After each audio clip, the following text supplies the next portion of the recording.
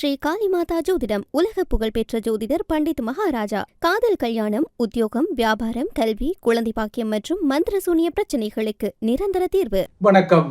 செய்திவீச்சு உங்களை வரவேற்றுக் கொள்கிறது.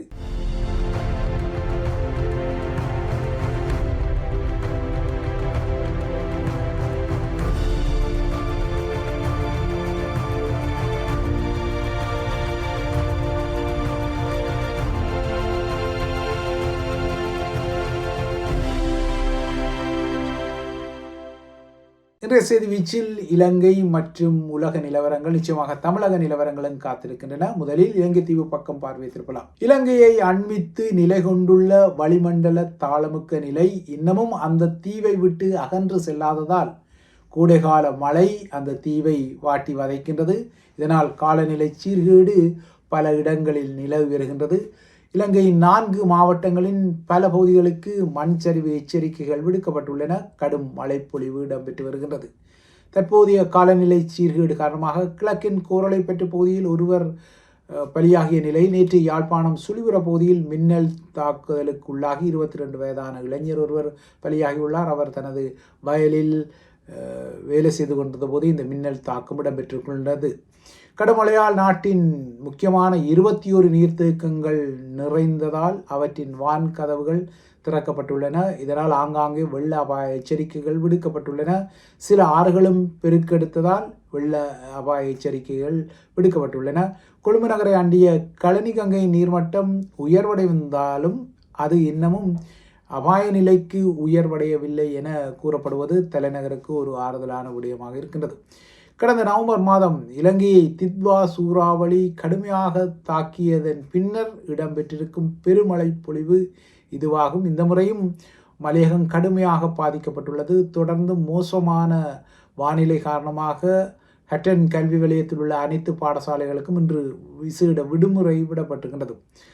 தித்வா சூறாவளி தாக்கத்தால் நாட்டில் கடுமையாக சேதமடைந்த தொடருந்து பாதைகளை சீரமைக்கும் பணிகள் இன்னமும் முடிவடையாத நிலையில் மீண்டும் ஒரு காலநிலை சீர்கேடு மலையக பகுதிகளையும் வாட்டி வதைக்கின்றது. மலையக பகுதிகளை பொறுத்தவரை அதன் தொடருந்து சேவைகள் இன்னமும் முழுமையாக வழமைக்கு திரும்பவில்லை. அங்கு 32 இடங்களில் தித்வா சூறாவளி சேதங்கள் இன்னமும் சீரமைக்கப்படாமல் இருப்பதால் 6 மாதங்கள் கடந்தும் மலையக பகுதிக்கான தொடருந்து சேவைகள் ரம்புக்கணை வரையே இயங்கி வரும் நிலையில் இப்போதைய காலநிலை சீர்கேடும் அந்த பகுதிகளை மேலும் கடுமையாக பாதிப்புக்கு உள்ளாக்கி இருக்கின்றது. வடக்கின் தொடர்ந்து வழித்தடம் கூட வேக கட்டுப்பாடுகளுடன் தான் இயங்கி வரும் நிலையில் தற்போதைய பெருமழை பொழிவு இன்னும் நிலைமையை கடுமையாக பாதிப்படைய வைத்துள்ளது.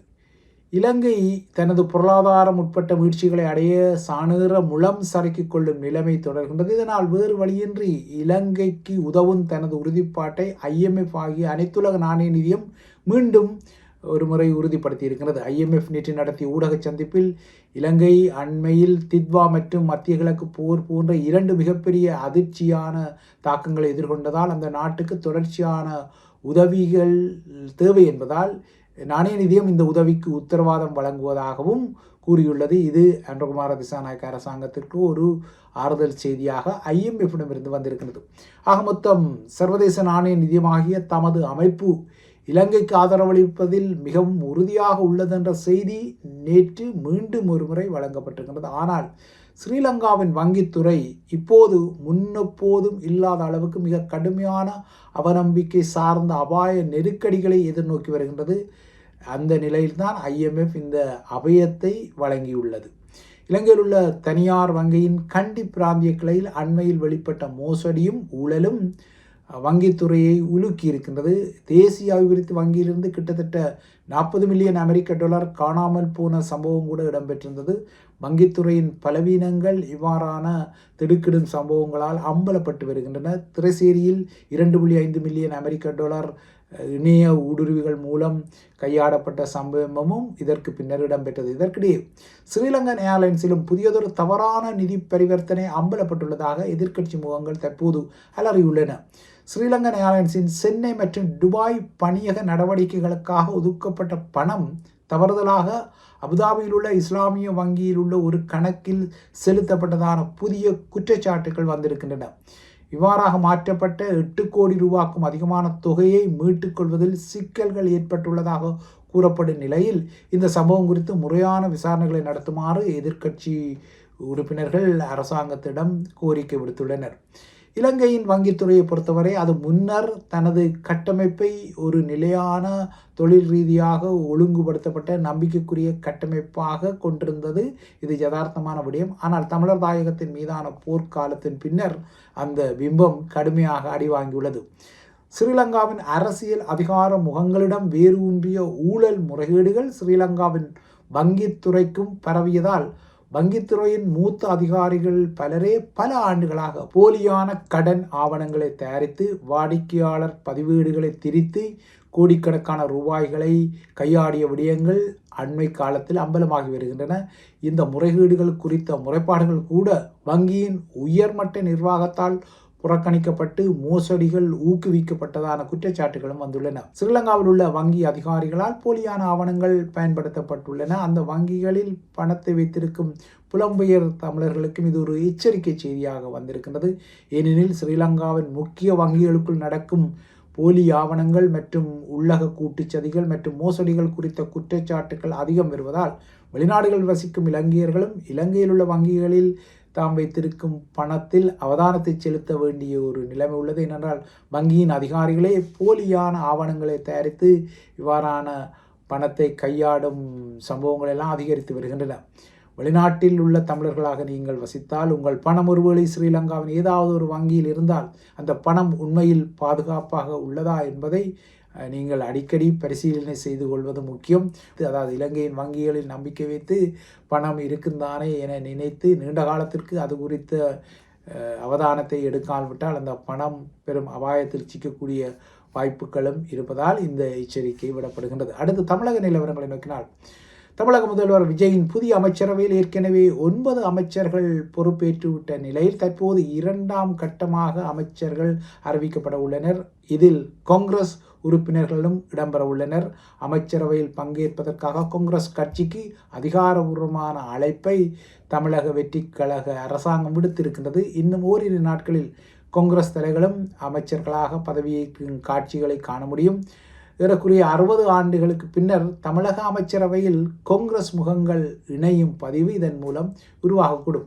இந்த நிலையில் இன்று அதிகம் உற்று நோக்கப்பட்டது போலவே பெண்கள் உரிமை தொகையான மாதாந்த 1000 ரூபாய் பயனாளர்களின் வங்கி கணக்குகளில் வரவு வைக்கப்பட்டுள்ளது. திமுகவின் ஆட்சி காலத்தில் கொண்டு வரப்பட்ட பெண்களின் உரிமை தொகை திட்டம் தமிழகத்தில் பெரும் வரவேற்பை பெற்ற நிலையில் புதிய ஆட்சியும் இதனை தொடர்வது இந்த நகர்வின் மூலம் உறுதிப்படுத்தப்பட்டுள்ளது. நேற்று பாடசாலை மாணவ மாணவியருக்கான புதுமை பெண் மற்றும் தமிழ் புதல்வன் திட்டத்தில் மாணவர்களின் வங்கி கணக்கில் நிதி வரவு வைக்கப்பட்ட நிலையில் இன்று பெண்கள் உரிமை தொகையும் வரவு வைக்கப்பட்டுள்ளது. தான் ஆட்சிக்கு வந்தால் பெண்களுக்கு மாதம் 2500 ரூபாய் கொடுப்பேன் என விஜய் வாக்குறுதி கொடுத்திருந்தாலும் இந்த மாதம் அவர் சொன்னதை போல 2500 ரூபாவை வழங்குவாரா என்று எதிர்பார்ப்பு இருந்தது. ஆனால் இந்த திட்டத்தை சீரமைப்பதற்காக விஜய் கால அவகாசம் கோரியிருப்பதால் இன்று வழக்கம் போலவே முன்னைய திமுக அரசாங்கத்தால் வழங்கப்பட்டது போல 1000 ரூபாய் மட்டும் வழங்கப்பட்டுள்ளது. இந்த நிலையில் விஜய் குறித்த சோதிட பரபரப்புகளை வெளியிடும் அவரது ராஜகுரு விழிப்பு சோதிடர் ரத்தன் பண்டிட் வெற்றிவேல் தமிழக முதல்வர் விஜயின் ஜாதகம் இந்திய பிரதமர் மோடியின் ஜாதகம் போல உள்ளதால் மோடிக்கு பின்னர் பிரதமராக வரக்கூடிய வாய்ப்பு விஜய்க்கு உள்ளதான ஒரு புதிய பரபரப்பு ஊகங்களை கிளப்பி இருக்கின்றார். அத்துடன் முதல்வரின் அரசியல் பிரிவு சிறப்பு அதிகாரியாக தான் நியமிக்கப்பட்டமை குறித்து தனக்கு தெரியாதெனவும் அந்த நியமனம் உடனடியாக மீளெடுக்கப்பட்டதில் தனக்கு கவலை இல்லை எனவும் அவர் குறிப்பிட்டிருக்கின்றார். இறுதியாக பிரித்தானியாவில் எதிர்பார்க்கப்பட்டது போலவே பிரதமர் கேர் ஸ்டாமருக்குரிய தலைமைத்துவ குடைச்சலையின் நெருக்கடியையும் கொடுக்கும் வகையில் அவரது அமைச்சரவையிலிருந்து விலகிய வெஸ்ட் ரீட்டிங், அவர் சுகாதார அமைச்சராக இருந்தார், இப்போது அவர் அதிலிருந்து விலகி இருக்கின்றார். நேற்று தனது பதவி விலகல் கடிதத்தை பிரதமரிடம் சமர்ப்பித்தார். இவர் தனது பதவி விலகல் கடிதத்தை மிக நீண்டதாக எழுதியுள்ளார். பதவி விலகல் கடிதங்கள் இவ்வாறாக நீண்டதாக இருப்பதில்லை எனினும் வெஸ்ட் ரீட்டிங் கேர் ஸ்டாமருக்கு எழுதிய பதவி விலகல் கடிதம் கிட்டத்தட்ட 1000 வார்த்தைகளை கொண்ட ஒரு நீண்ட கடிதமாக இருந்தது. ஸ்டாமர் மீதான அழுத்தத்தை இந்த கடிதம் அதிகரிக்க வைக்கின்றது.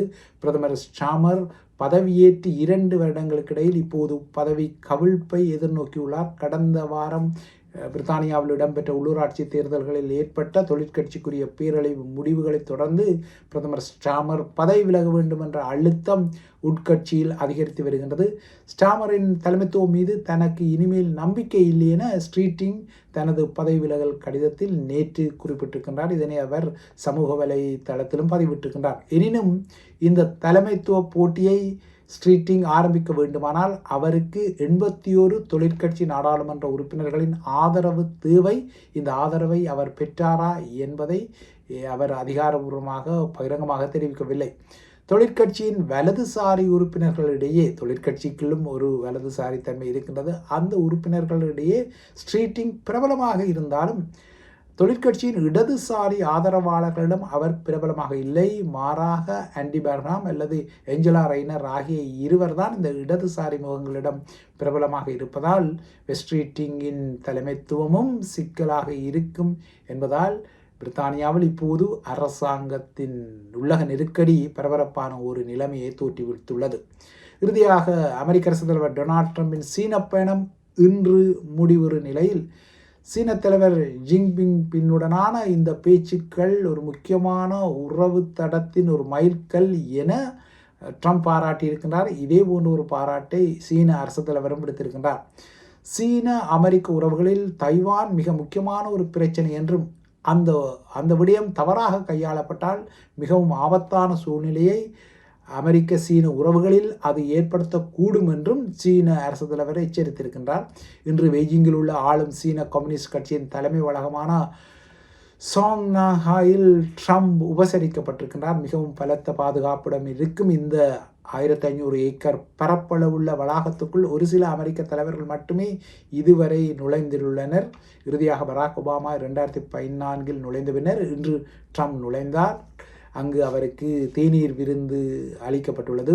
சாங்னாஹாய் பெரும்பாலும் சீனாவின் வெள்ளை மாளிகை அல்லது கிரெம்லினுக்கு இணையானதாக கருதப்படும் நிலையில் இன்று 2 தலைவர்களும் அங்கு பேச்சுக்களை நடத்தியுள்ளார்கள். குறிப்பாக ஈரான் போர் குறித்த விடயங்கள் உட்பட்ட பல விடயங்கள் இந்த பேச்சுக்களில் அலசப்பட்டதாக தெரிகின்றது. இந்த பேச்சுக்களின் பின்னர் ட்ரம்பின் சீன பயணம் முடிவடைந்து மீண்டும் அவர் வாஷிங்டனுக்கு திரும்புவது முக்கியமான ஒரு விடயம். இவைதான் ஐபிசி தமிழின் செய்தி வீச்சு. தொடர்ந்தும் ஐபிசி தமிழுடன் இணைந்திருங்கள்.